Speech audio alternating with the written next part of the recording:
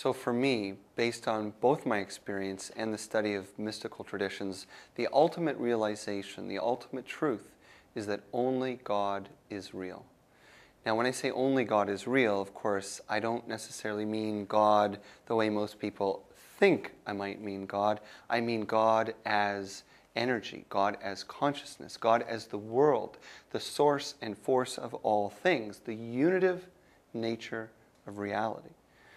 And if that's the ultimate direction of spirituality, if that's what true depth reveals on the spiritual journey, then a culture that lives without that reality or the openness to reality suffers. And it suffers because it loses the tools to acquire it. It loses the creativity, the inspiration. It loses intuition. It loses the importance of the heart.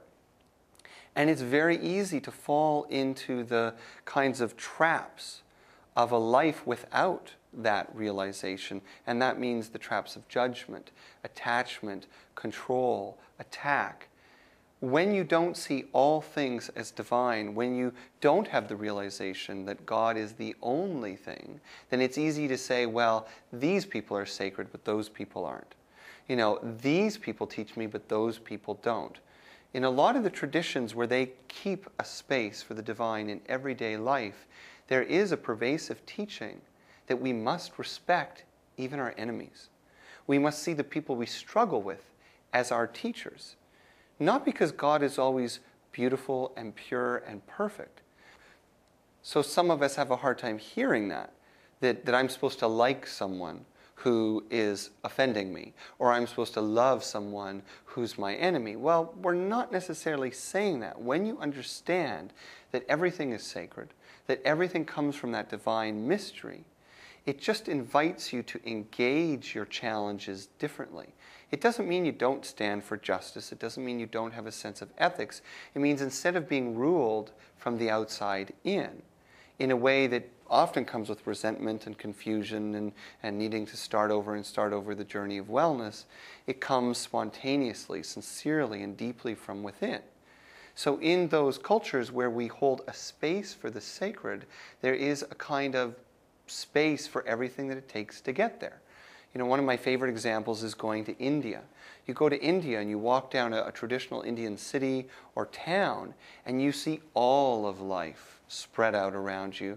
You see cars and you see temples and you see incense and you see poverty and you see wealth, sickness, death, life, birth, and it's all understood as one journey, one beautiful kaleidoscope of experiences.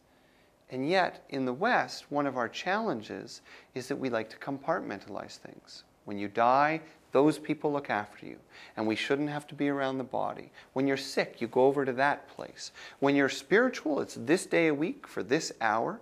So there's a lot of division that happens. And I believe it comes from a society that's really built on a kind of a suspicion about whether God is real or not. Waiting for the jury to prove, waiting for science to prove, waiting for religions to agree. And so I think one of the conflicts that we see is that our predominant awareness of the divine, of the sacred, has been overtaken by the extremes of religion and the extremes of science, those edges that aren't able to hold the mystery. And yet I think most of us live in the middle.